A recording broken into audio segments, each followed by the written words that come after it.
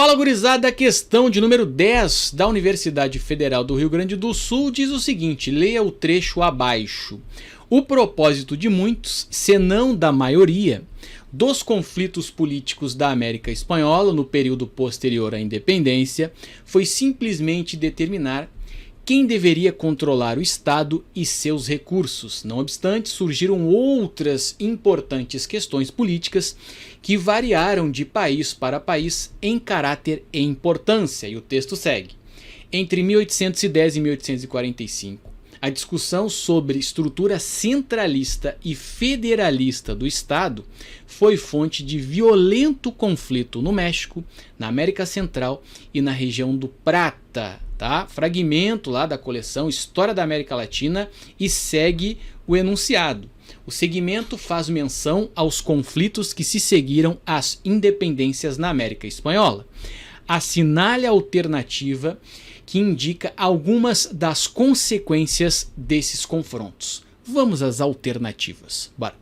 O conflito entre federalistas e centralistas, diz a letra A, resultou em governos constitucionalmente frágeis, porque as regiões tinham as suas respectivas constituições, e politicamente instáveis em função desse conflito armado, violento, como ele deu lá o exemplo na citação. E aí vai, em quase toda a região durante parte do século XIX, por enquanto a gente marca a letra A, esse conflito entre centralistas e federalistas compreendeu regiões da América Latina, como é o caso da questão que a gente está abordando, compreendeu o Brasil, aquela guerra entre liberais e conservadores, no caso da Argentina, os defensores que o poder deveria estar centralizado em Buenos Aires e os que eram contrários, acusando que as províncias, outras regiões também deveriam ter a sua autonomia, por exemplo.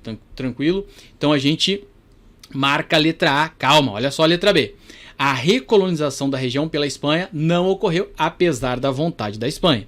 Então vou colocar aqui um Fzão. Bora sim, agora sim, bora para a letra C. Vamos lá.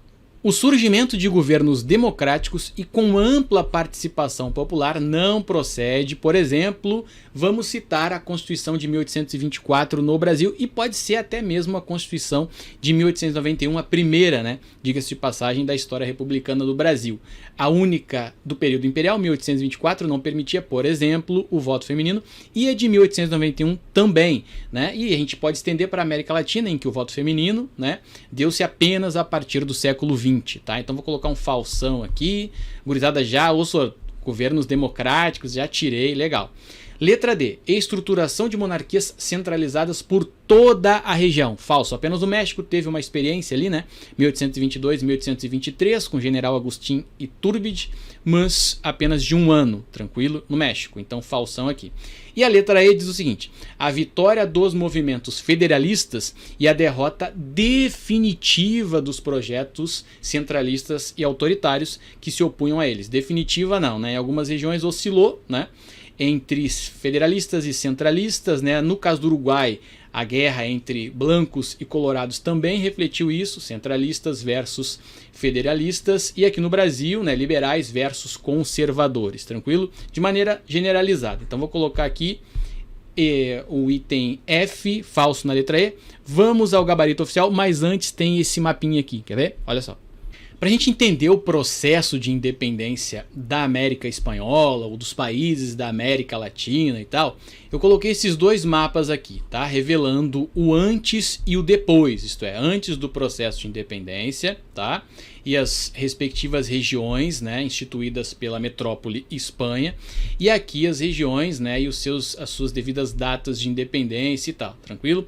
Só para a gente comparar como é que ficou a região antes e depois do processo de independência, beleza? Agora a gente vai para o gabarito oficial da prova, bora! Letra A, gabarito oficial da prova, apontando o conflito entre federalistas e centralistas resultou em governos constitucionalmente frágeis e politicamente instáveis em quase toda a região durante parte do século XIX.